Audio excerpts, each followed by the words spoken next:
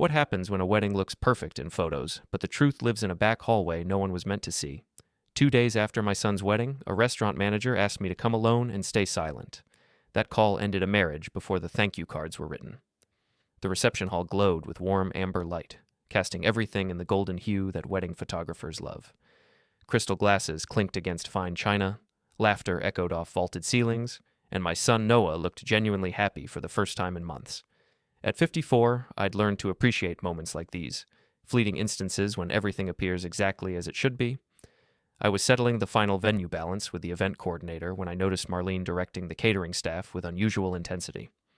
My new daughter-in-law had always been particular about details, but tonight her focus seemed laser-sharp, almost predatory. She moved through the reception like a conductor orchestrating a symphony only she could hear.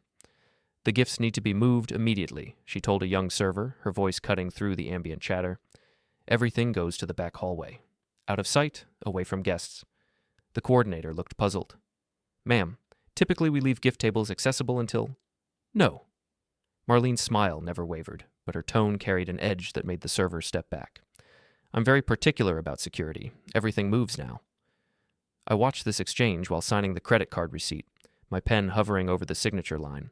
Something about her insistence felt off, though I couldn't articulate why. The server glanced at me, the man clearly paying for everything, but I simply nodded. It was Noah's day, and if his wife wanted the gifts moved, so be it.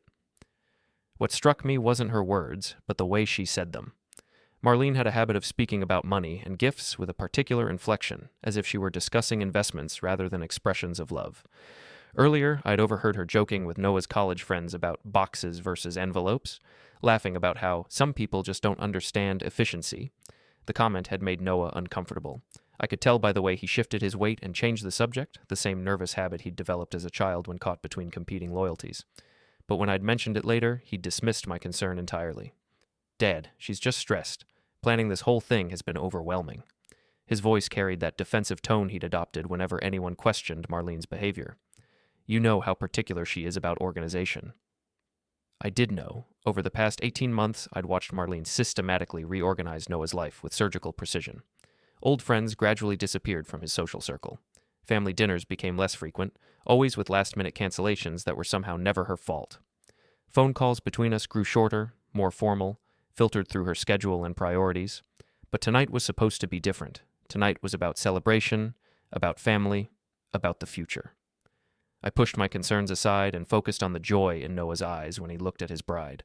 Whatever reservations I harbored could wait. The evening progressed smoothly. Speeches were heartfelt, the band played perfectly, and guests danced until their feet ached. I made my rounds, shaking hands with relatives I hadn't seen in years, accepting congratulations on raising such a fine son, and quietly handling the dozen small crises that arise at any large event. Around 10:30, I noticed Marlene disappearing toward the back hallway where the gifts had been moved. She carried herself with purpose, checking her phone and glancing around as if ensuring she wasn't being observed. When a well-meaning aunt offered to help organize the presents, Marlene's response was swift and dismissive. "That's very kind, but I have a system. I prefer handling these things personally." The aunt retreated, clearly confused by the sharp rejection of her offer. I filed the interaction away with all the other small moments that felt slightly wrong, like puzzle pieces that didn't quite fit the picture on the box. By 11, exhaustion was setting in.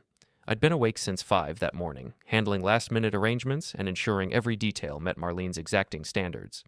The emotional weight of watching my only child get married, combined with the logistical stress of coordinating such a large event, left me drained.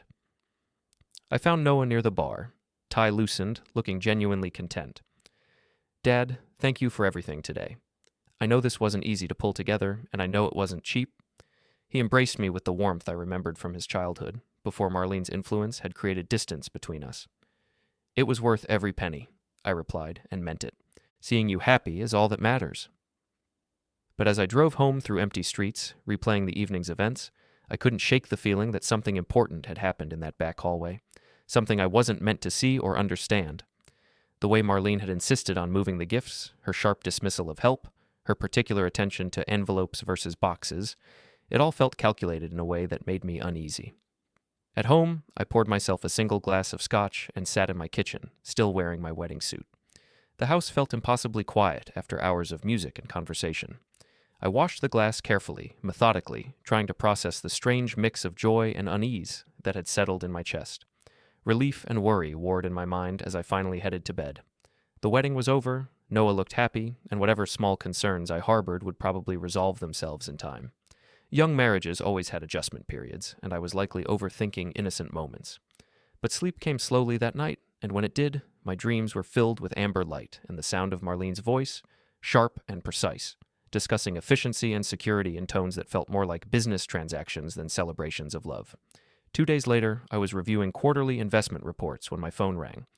The number was local but unfamiliar, and the voice on the other end was carefully professional. "Mr. Corven, this is Aaron Blake, the event manager at Riverside Restaurant. We need to talk about Saturday night, but I need you to come alone, and I need your word that you won't discuss this with anyone until we've spoken." The careful way he chose his words sent ice through my veins. Aaron had coordinated the entire reception flawlessly, managing a staff of 20 with quiet efficiency. He wasn't the type of man who called without serious cause. "What's this about, Aaron?" "I can't discuss it over the phone. Can you be here in an hour? And Mr. Corven, please don't mention this call to your son or his wife. Not yet." The drive to Riverside Restaurant felt like traveling through a different world than the one I'd inhabited just 2 days earlier. The building looked smaller in daylight, more ordinary, stripped of the magical ambiance that had made Noah's wedding feel like a fairy tale.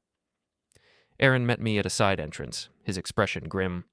He led me through empty dining rooms to his office, a cramped space behind the kit hallren that smelled of coffee and cleaning supplies. The contrast with the elegant reception hall was jarring. "I've been managing events for 12 years, he began, settling behind a desk covered with invoices and scheduling sheets. "I've seen family drama, vendor disputes, guest misconduct, pretty much everything. But what happened Saturday night was different." He opened a laptop and angled it toward me. "My staff flagged some unusual behavior during the reception. Normally, we wouldn't get involved in family matters, but this crossed a line that made everyone uncomfortable." The screen showed security footage from the back hallway, timestamp reading 9:47 p.m. The image quality was surprisingly clear, showing the gift table and surrounding area in detail. I could see wrapped packages stacked neatly, cards arranged in precise rows, everything organized exactly as guests had left it. Then Marlene entered the frame. "Watch carefully," Aaron said, his voice flat and professional. What I saw made my stomach clench with a mixture of disbelief and recognition. Marlene moved through the gifts with methodical efficiency, opening envelope after envelope with practiced speed. Cash disappeared into her purse with mechanical precision. She counted bills quickly, sorted them by denomination, and tucked them away as if she were processing bank deposits. "The timestamp shows this went on for nearly 40 minutes, Aaron continued. She made multiple trips, always checking to ensure no one was watching. On screen, a young server approached, offering assistance. I watched Marlene's body language transform instantly. Her posture straightened, her smile became sharp, and she dismissed the offer with a wave that looked casual but felt territorial. "My staff member was just trying to help organize things," Aaron explained. "Standard procedure when gift tables get crowded. But Mrs. Corven's reaction was aggressive. She made it very clear that no one else should touch anything." The footage continued. Marlene worked through the envelopes systematically, keeping cash and discarding cards. Gift boxes received cursory examination. If they felt light or seemed to contain non-monetary items, they were shoved aside carelessly. Several beautifully wrapped packages ended up in what appeared to be a trash bag. "She threw away gifts?" I asked, though the evidence was undeniable. Anything that wasn't cash or checks. Photo frames, decorative items, handmade gifts from elderly relatives. All of it went into bags that she moved to the dumpster area. Aaron fast-forwarded through the footage, showing me multiple instances of the same behavior. Marlene returned to the gift area 6 different times throughout the evening, each visit following the same pattern. Scan for observers, process envelopes, pocket cash, discard everything else. "The most disturbing part," Aaron said, pausing the video on a particularly clear shot of Marlene counting bills, "is how planned this was. She brought her own bags, had a system for sorting, knew exactly what she was looking for. This wasn't opportunistic, it was premeditated." I stared at the frozen image of my son's wife, her face calm and focused as she methodically stole from their own wedding guests. The woman on screen bore little resemblance to the radiant bride who had charmed everyone during the reception. This was someone else entirely, calculating, efficient, and completely without remorse. "Why are you showing me this?" I asked, though I already knew the answer. "Because you paid for everything," Aaron replied simply. "The venue, the catering, the the staff, the security system that captured this footage, and because my employees were disturbed enough to bring it to my attention, they felt complicit in something wrong. He closed the laptop and leaned back in his chair. I've been debating whether to get involved at all. Family matters aren't typically our business, but when staff members come to me saying they feel like accessories to theft, I have to act. How much money are we talking about?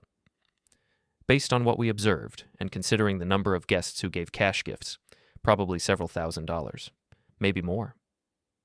The number hit me like a physical blow. Noah and Marlene's wedding had been attended by nearly 200 people, many of whom were elderly relatives who traditionally gave cash gifts. The amount Marlene had stolen could easily represent someone's entire savings, given with love and sacrifice. There's more, Aaron said quietly, and it doesn't get better. He opened a filing cabinet and withdrew a folder containing printed emails and text messages. One of my servers received this yesterday. The message was from Marlene, sent to the restaurant's general inquiry email. Please confirm that all wedding gifts were properly secured and that no items went missing. We want to ensure our guests' generosity was properly protected. The audacity was breathtaking. She was preemptively establishing a narrative that would deflect suspicion if anyone noticed missing cash gifts. She's covering her tracks, I said, systematically, and she's good at it. Aaron handed me additional printouts. We also found these messages between your son and his wife, sent during the reception. The text exchange made my hands shake. Noah, 10:15 p.m. Dad's asking about the gifts. Should I tell him you're handling everything? Marlene, 10:16 p.m. Don't involve him. I have everything organized. The less people touching things, the better. Noah, 10:17 p.m. He just wants to help. Marlene, 10:17 p.m. Your father has done enough. Let me handle this my way. The conversation revealed Noah's innocence and Marlene's manipulation in equal measure. My son had no idea what his wife was doing, just yards away from the reception, but her responses showed calculated deception. How did you get these messages? I asked. Noah left his phone on our staff table when he went to dance. The screen lit up with notifications, and one of my employees saw them. She was concerned enough to photograph the exchange. Aaron closed the folder and looked at me directly. Mr. Corven, I need to know how you want to handle this. I have security footage, witness statements from staff, and documentation of suspicious behavior. But I also understand this involves your family. I sat in silence for several minutes, processing the magnitude of what I'd learned. 2 days ago, I'd been a proud father celebrating his son's wedding. Now I was confronting evidence that my daughter-in-law was a calculating thief who had stolen from our own family and friends. I need time to think, I finally said. Of course. But Mr. Corven, I need you to understand something important. This footage exists and my staff knows what they saw. If guests start asking questions about missing gifts, this information will come out whether we want it to or not. The drive home passed in a blur of anger and disbelief. I kept replaying the security footage in my mind, seeing Marlene's calm efficiency as she stole from people who had traveled hundreds of miles to celebrate her marriage to my son. The betrayal felt personal and devastating. At home, I sat in my car for 20 minutes before going inside, engine off, trying to process the new reality. My phone buzzed with a text from Noah. Thanks again for everything, Dad. Marlene and I are so grateful for the perfect day. The irony was suffocating. While Noah expressed gratitude for a perfect day, I was sitting with evidence that his wife had spent their wedding reception systematically stealing from their guests. The disconnect between his perception and reality felt like a chasm I might never be able to bridge. But one thing was certain. The truth would come out eventually. The only question was whether I would control that revelation or let it explode unpredictably, destroying everything in its path. That night, I couldn't sleep. Every time I closed my eyes, I saw Marlene's hands moving through those envelopes with practiced efficiency. The image haunted me, not just for what it showed, but for what it suggested about the woman my son had married.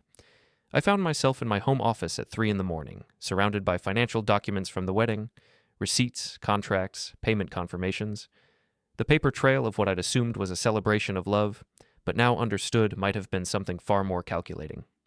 The numbers told a story I'd been too trusting to see before.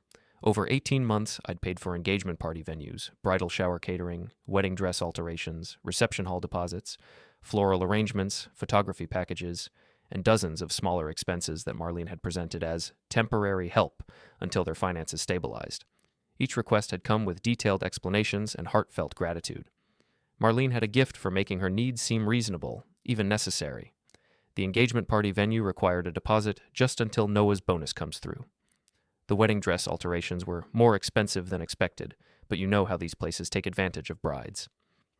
The photography package was an investment in family memories that will last forever. At the time, each expense had seemed justified. I wanted Noah's wedding to be perfect, and I had the financial resources to make that happen. Marlene's appreciation had seemed genuine, and Noah's happiness was worth any cost. But reviewing the timeline now, I could see the manipulation clearly. Marlene had never intended to pay for any of these expenses herself. Each request had been carefully timed to maximize emotional impact and minimize resistance. She'd learned exactly which buttons to push to get what she wanted. The pattern extended beyond money. I pulled out my phone and scrolled through months of family text messages, looking for evidence of the isolation I'd sensed but never fully acknowledged. There it was, laid out in digital black and white, a systematic campaign to distance Noah from his family and old friends. Dinner invitations declined due to Marlene's work obligations. Holiday gatherings shortened because of her family commitments. Phone calls interrupted by her emergencies. That required Noah's immediate attention. Each incident had seemed reasonable in isolation. Marlene was building her career, managing family responsibilities, dealing with the normal stresses of young adulthood. But viewed as a pattern, the message was unmistakable. She was gradually cutting Noah off from anyone who might question her influence. I remembered specific conversations that took on new meaning in light of what I'd learned. 3 months ago, Noah had mentioned that several of his college friends seemed distant, less responsive to his invitations to hang out. When I'd suggested he reach out more directly, he'd shrugged and said Marlene thought those friendships were holding him back from growing up. 6 months ago, Noah had stopped calling me directly, routing all communication through Marlene's schedule. When I'd asked about it, he'd explained that she was better at managing their social calendar and wanted to avoid double booking conflicts. 8 months ago, Noah had canceled our traditional monthly dinner, saying Marlene felt it was important for them to establish their own traditions as a couple. The dinners had never resumed. Each change had been presented as Noah's decision, but I could see Marlene's fingerprints all over them. She'd systematically isolated him from external influences, creating a bubble where her perspective was the only one that mattered. The wedding itself had been the culmination of this strategy. By the time Noah proposed, Marlene had already positioned herself as the primary decision-maker in their relationship. She'd chosen the venue, the date, the guest list, the menu, even the music. Noah had been relegated to the role of enthusiastic supporter, grateful for her expertise in planning such events. And I'd enabled it all, writing check after check, thinking I was supporting my son's happiness when I was actually funding his manipulation. My phone buzzed with a notification. Marlene had posted new photos on social media, professional shots from the wedding, carefully curated to show only the most elegant moments. The captions were effusive with gratitude. Feeling so blessed by the love and generosity of family and friends. Every gift, every gesture, every moment of support means the world to us. The hypocrisy was staggering. While publicly thanking guests for their generosity, she'd spent the reception stealing their actual gifts. While expressing gratitude for every gesture, she'd thrown away handmade items from elderly relatives who'd spent weeks crafting them with love. But what disturbed me most was Noah's enthusiastic response to her posts. He'd commented on each photo with heart emojis and expressions of love, completely oblivious to the deception happening right beside him. His innocence was both heartbreaking and frustrating. I wanted to call him immediately, to show him the security footage and force him to confront the truth about his wife. But something held me back. Partly caution, partly strategy, and partly a father's instinct to protect his child from devastating knowledge until absolutely necessary. Instead, I opened a new document on my computer and began organizing everything I'd learned. If I was going to confront this situation, I needed to be methodical, prepared, and absolutely certain of my facts. Marlene had shown herself to be a skilled manipulator. Any confrontation would need to be airtight to succeed. I created folders for financial records, communication logs, witness statements, and security evidence. Each piece of information was dated, sourced, and cross-referenced. If this situation escalated to legal proceedings, I wanted documentation that would be unassailable. The work took hours, but it provided a sense of control in a situation that felt increasingly chaotic. By dawn, I had a comprehensive picture of Marlene's behavior that extended far beyond the wedding night theft. This wasn't an isolated incident. It was the latest step in a long-term pattern of manipulation and exploitation. My phone rang as I was finishing the documentation. Aaron Blake's name appeared on the screen. "Mr. Corven, I wanted to follow up on yesterday's conversation. Have you decided how you want to proceed?" "I'm still processing everything," I replied honestly. But I have some questions about the security footage. Is it backed up? Archived? Yes. Our system automatically stores footage for 90 days, with permanent archiving for significant events. Wedding receptions qualify as significant events, so this footage will be preserved indefinitely unless specifically deleted. And your staff members who witness this, are they willing to provide statements if necessary? I believe so. They were genuinely disturbed by what they saw. But Mr. Corven, I should mention that we've had some inquiries since our conversation yesterday. A sudden chill washed over me. What kind of inquiries? Mrs. Corven called yesterday afternoon, asking about our security procedures. She wanted to know about camera placement, recording policies, and data retention. She said she was concerned about protecting guest privacy during the reception. Marlene was already working to control the narrative, probably trying to determine how much evidence existed and how to neutralize it. Her call to the restaurant confirmed that this wasn't impulsive behavior. She was systematically covering her tracks. What did you tell her? Standard information only. Camera locations are posted publicly, recording policies are in our contracts, and data retention follows state regulations. But her questions were very specific, almost like she was trying to identify blind spots in our coverage. Were there any blind spots? Not for the gift area. We have multiple angles covering that space specifically because of liability concerns. If someone claims items went missing, we need comprehensive documentation. The irony was perfect. Marlene's theft had been captured in high-definition detail by the very security system designed to protect against exactly what she'd done. Aaron, I need you to secure that footage immediately. Make backup copies, store them in multiple locations, and document the chain of custody. If anyone else asks about it, refer them to me. Already done. I had a feeling this wasn't over. After ending the call, I sat in my office surrounded by evidence of my daughter-in-law's systematic deception. The scope of her manipulation was staggering, but what troubled me most was the realization that confronting her directly would likely be futile. Marlene had spent months positioning herself as the victim of misunderstanding, the target of unfair criticism from people who didn't understand her relationship with Noah.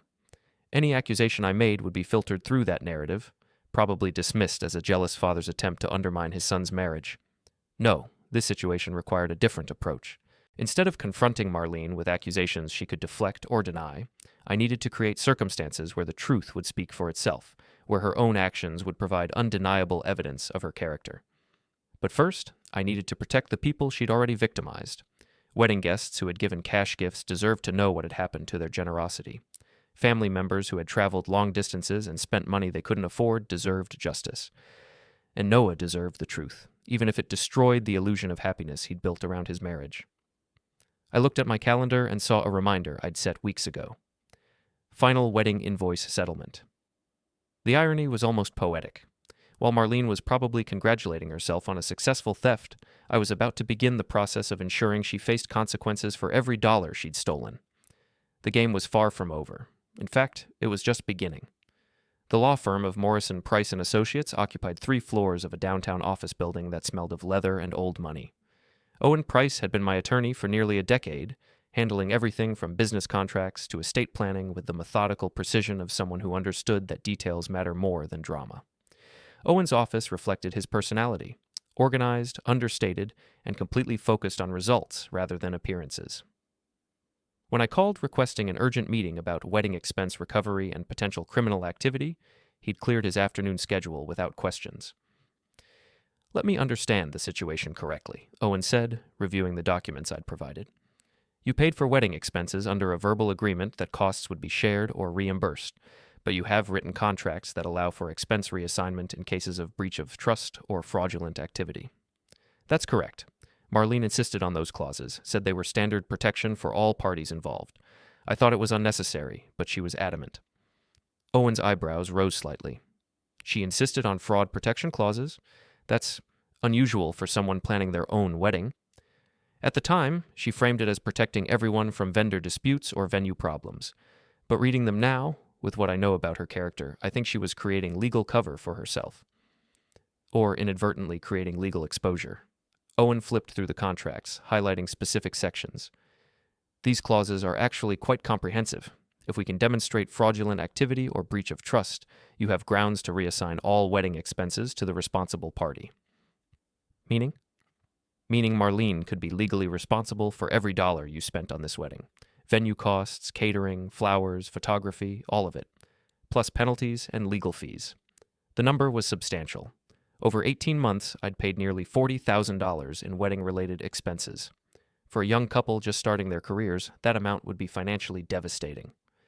But we need ironclad evidence, Owen continued. Accusations aren't enough.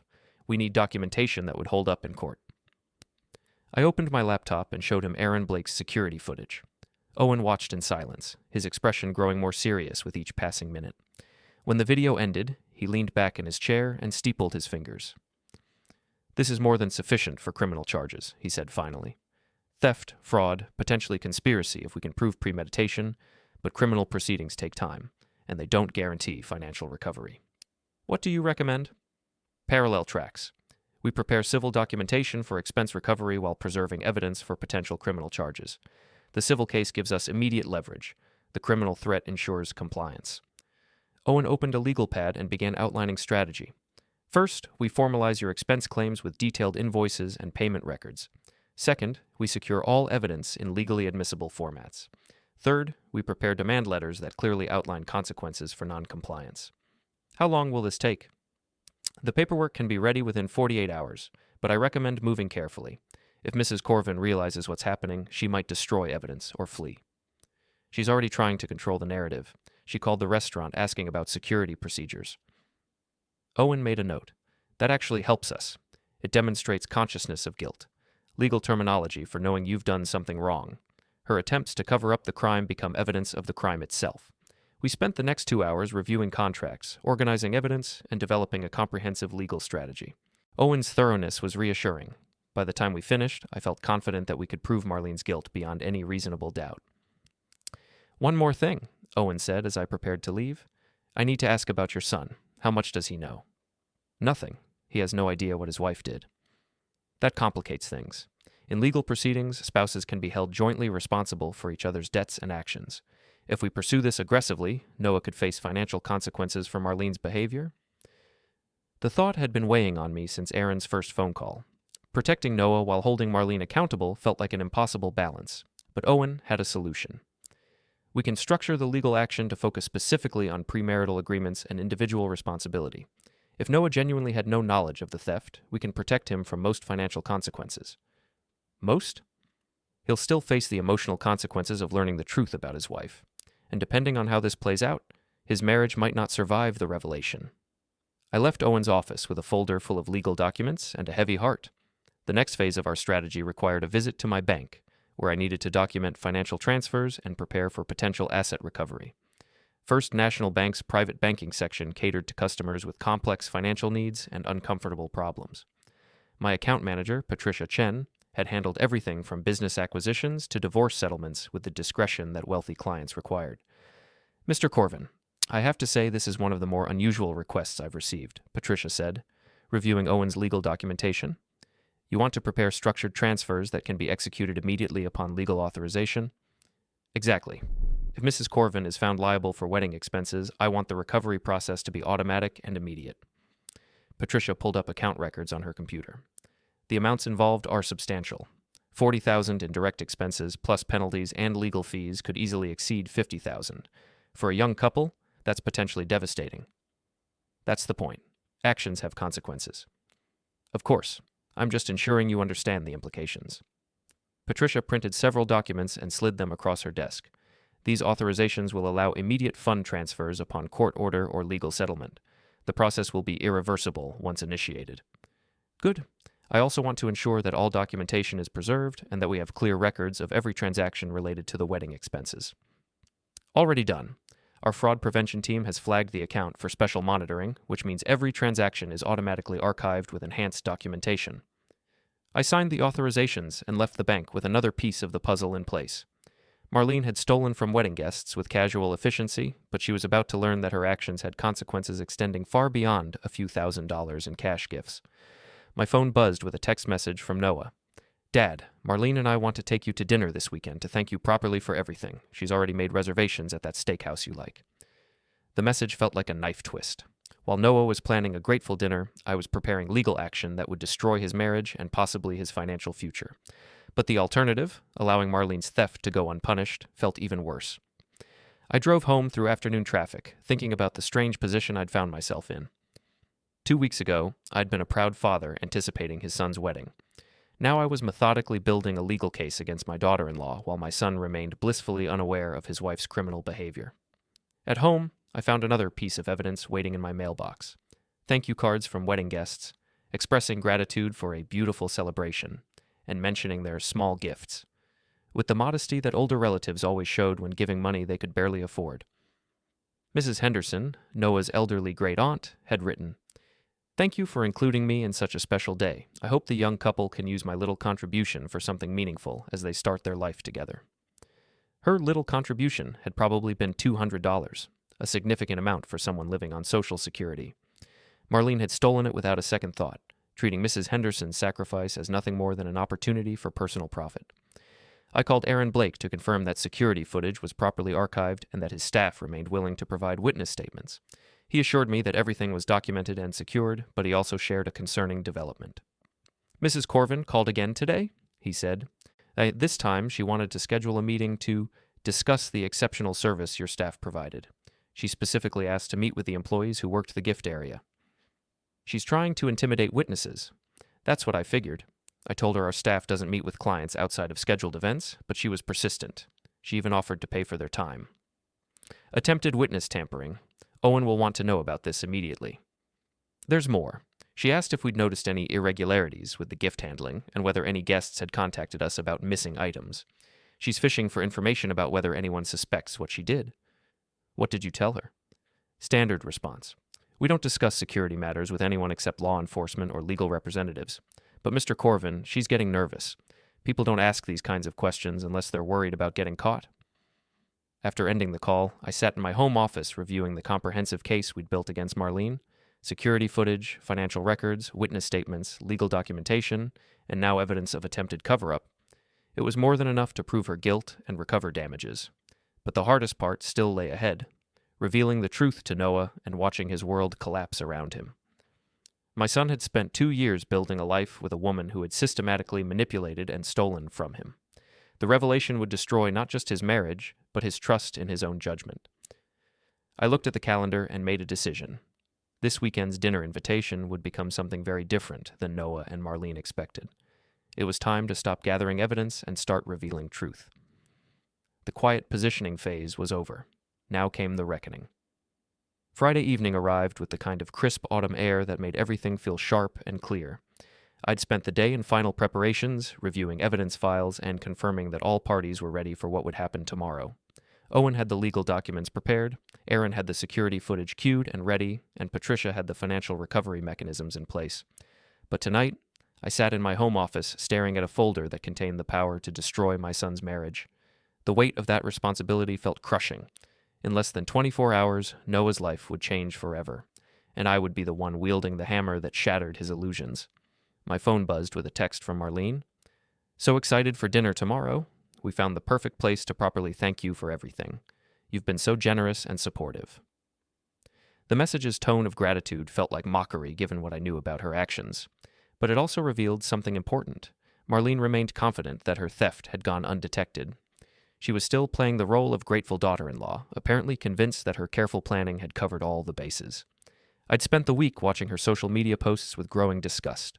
Photos of wedding gifts artfully arranged in their apartment, captions thanking everyone who made our special day so meaningful, and responses to comments that referenced overwhelming generosity from family and friends. She was building a public narrative of gratitude while privately having stolen thousands of dollars from the very people she was thanking. Noah's responses to her posts showed touching innocence. He'd commented on each photo with genuine warmth, expressing amazement at how blessed we are by everyone's love and support. His sincerity made Marlene's deception even more reprehensible.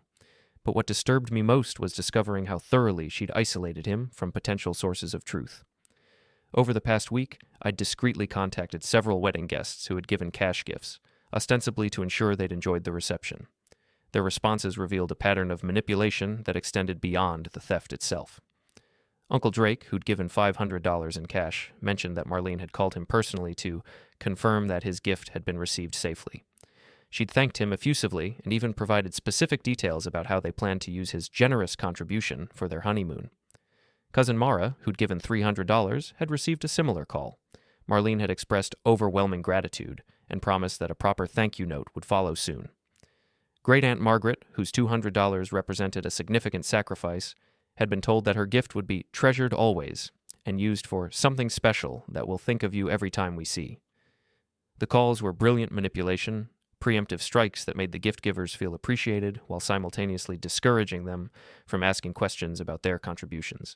If anyone wondered whether their cash gifts had been properly received, Marlene's personal thanks would reassure them that everything was fine. But she'd made one crucial mistake. She'd been too thorough. Normal people don't call every cash gift giver individually to confirm receipt. The pattern of calls, viewed collectively, suggested someone who was unusually concerned about accounting for specific monetary gifts. I'd shared this information with Owen, who'd added it to our evidence file as further proof of consciousness of guilt. Marlene's attempts to cover her tracks were actually creating a more comprehensive record of her criminal activity. Saturday morning arrived gray and cold, matching my mood. I'd barely slept, alternating between certainty that I was doing the right thing and fear that I was about to destroy my relationship with my son forever.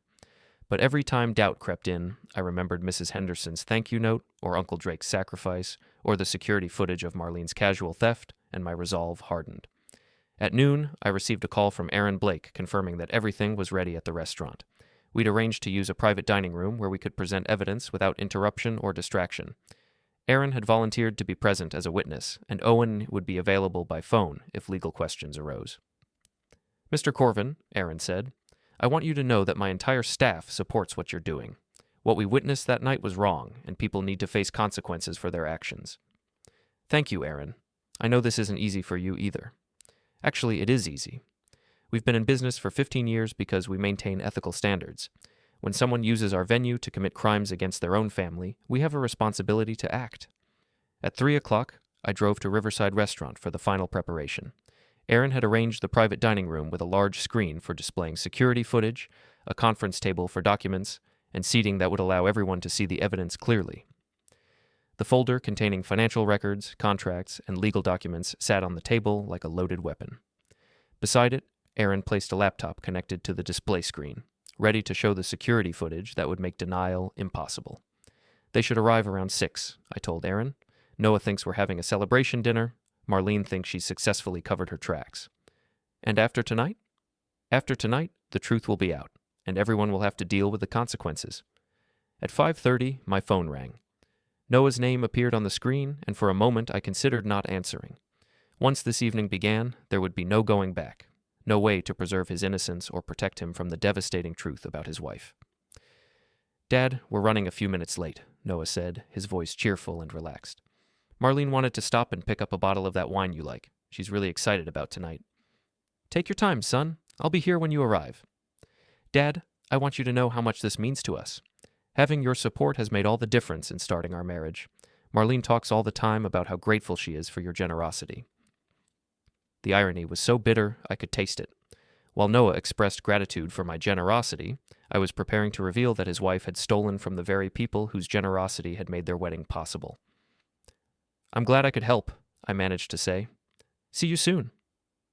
At 6:15, I watched through the restaurant's front windows as Noah and Marlene arrived. They walked hand in hand, Noah carrying a bottle of wine and Marlene wearing the kind of confident smile that suggested she felt completely in control of the situation. They looked happy. That was the hardest part, seeing my son's genuine contentment and knowing that I was about to destroy it completely. But the alternative was allowing him to build his life on a foundation of lies and theft, and that felt even more cruel. Aaron met them at the door and guided them to the private dining room where I waited. Marlene's smile faltered slightly when she saw the formal setup: conference table, display screen, folders of documents. But she quickly recovered her composure. "This looks very official," she said with a laugh that sounded slightly forced. "Are we signing adoption papers?" Noah looked confused but amused. "Dad, what's all this about?" "Please, sit down," I said quietly. "We need to talk about what happened at your wedding." Marlene's face went pale, but she maintained her smile. "What do you mean?" "The wedding was perfect. Everyone had a wonderful time." "Yes," I agreed. "Everyone except the people you stole from?" The words hung in the air like a physical presence. Noah looked shocked and confused, while Marlene's careful composure finally cracked. For just a moment, I saw the real person behind the mask, calculating, cornered, and dangerous. I don't know what you're talking about, she said, but her voice lacked conviction. Aaron stepped forward and powered on the display screen. Mrs. Corven, I think you know exactly what this is about. The security footage began to play, and the room fell into absolute silence. On screen, Marlene moved through the wedding gifts with methodical efficiency, stealing cash and discarding everything else. The timestamp showed the date and time clearly, and the image quality left no room for doubt or denial. Noah's face went through a series of emotions: confusion, disbelief, recognition, and finally devastation. He watched his wife systematically steal from their wedding guests, and I could see his world collapsing in real time. Marlene, he whispered, what is this? But she couldn't answer. The evidence was undeniable, the theft was documented, and her carefully constructed facade was crumbling around her. The reckoning had begun. The security footage played in complete silence. On screen, Marlene moved through the wedding gifts with the efficiency of someone who had planned every detail. Cash disappeared into her purse, cards were discarded, and gift boxes were shoved aside with casual indifference. The timestamp in the corner marked each moment of theft with digital precision. Noah sat frozen, his face cycling through disbelief, recognition, and horror.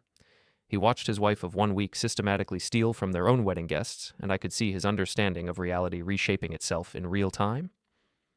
Turn it off, Marlene said suddenly, her voice sharp with panic. This is illegal. You can't record people without consent. Aaron Blake's response was calm and professional. Mrs. Corven, security cameras are clearly posted throughout our facility. Recording is disclosed in our contracts and required by our insurance. You consented to surveillance when you signed the venue agreement. The footage continued. Multiple camera angles showed Marlene's theft from different perspectives, creating a comprehensive record of her actions. She opened envelope after envelope, counted cash with practiced speed, and pocketed thousands of dollars, while her wedding reception continued just yards away. This is edited, she said desperately.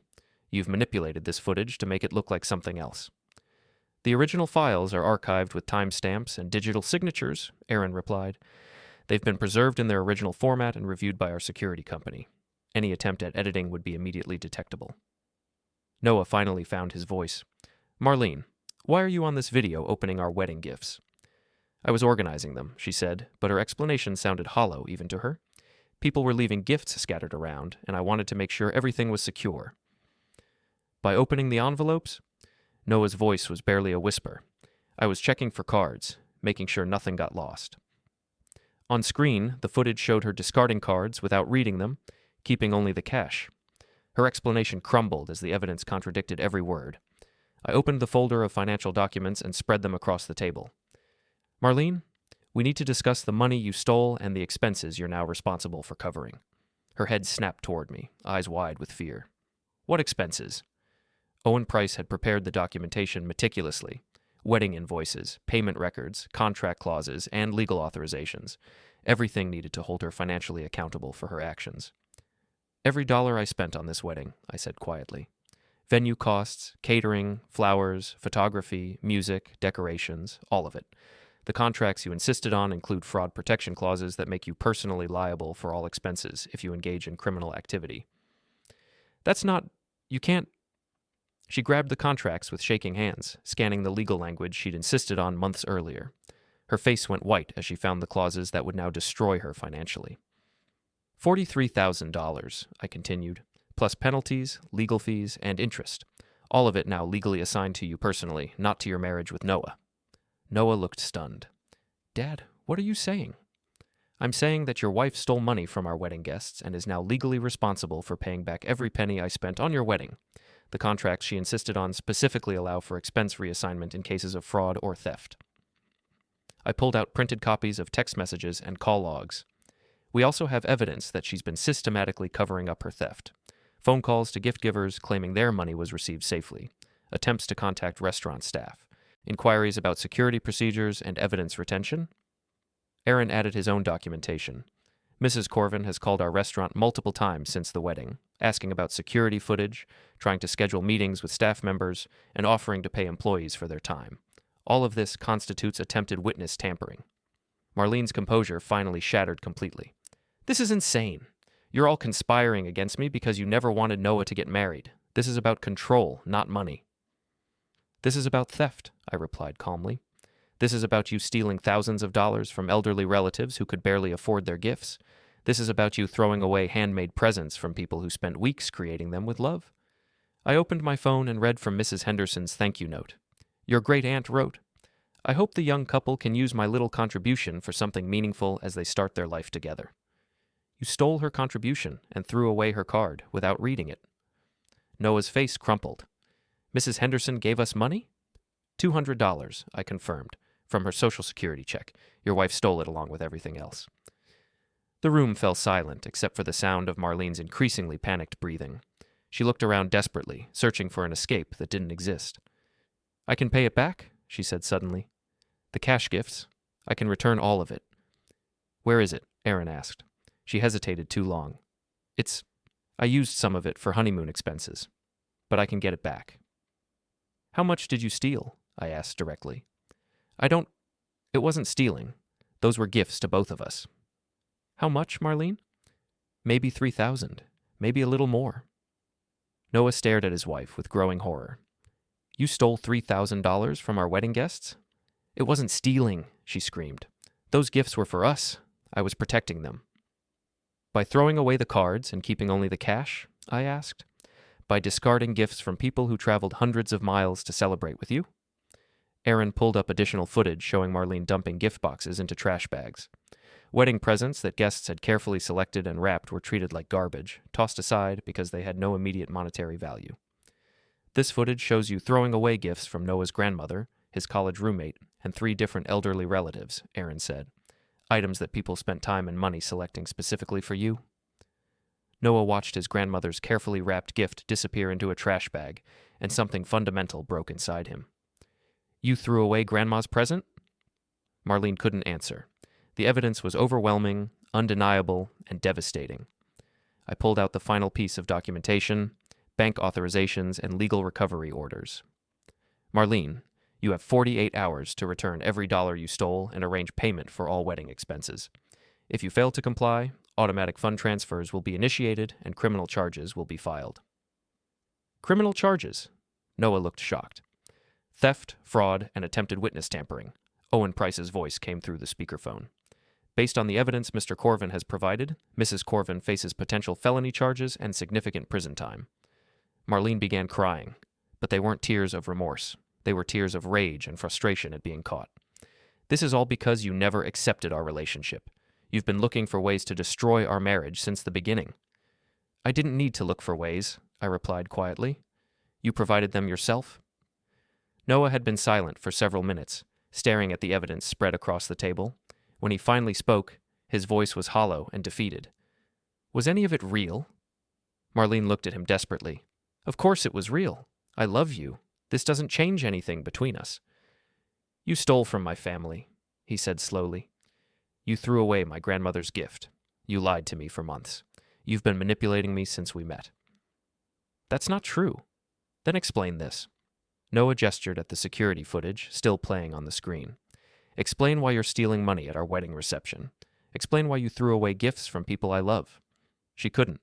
There was no explanation that could justify what the evidence showed, no story that could make her actions seem reasonable or forgivable. Noah stood up slowly, his movements careful and deliberate. He reached into his pocket and pulled out his wedding ring, placing it gently on the table beside the evidence folders. I can't do this, he said quietly. I can't be married to someone who would steal from my family. Noah, please, Marlene begged. We can work through this. It was a mistake. I was overwhelmed and confused. You were methodical and efficient, I corrected. This footage shows careful planning and deliberate execution. This wasn't a mistake. It was theft. Noah looked at his wife one final time, searching her face for some sign of the woman he thought he'd married. But that woman had never existed. She'd been a carefully constructed facade designed to manipulate and control him.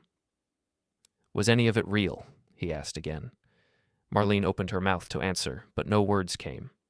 In that moment of silence, Noah found all the truth he needed. He turned and walked toward the door, pausing only to look back at me. Dad, I'm sorry. I'm sorry I didn't see this sooner. I'm sorry you had to be the one to show me. I'm sorry too, son. But you deserve to know the truth. Noah nodded once and walked out of the restaurant, leaving his wedding ring on the table beside the evidence of his wife's betrayal. Marlene sat in stunned silence, finally understanding that her carefully constructed world had collapsed completely. The theft had been exposed, the financial consequences were inescapable, and her marriage was over. 48 hours, I reminded her quietly. Return the stolen money and arrange payment for wedding expenses, or face criminal prosecution. She looked up at me with hatred in her eyes, but she also looked defeated. The game was over, and she had lost everything. Aaron Blake began packing up the evidence while I gathered the financial documents. The reckoning was complete, but the aftermath was just beginning. As I walked out of Riverside Restaurant for the final time, I thought about Noah driving home alone, processing the destruction of everything he'd believed about his marriage. The truth had been revealed, justice would be served, but the cost had been enormous. Sometimes protecting the people you love requires destroying their illusions. Sometimes being a good father means breaking your child's heart to save their future. The wedding was finally over.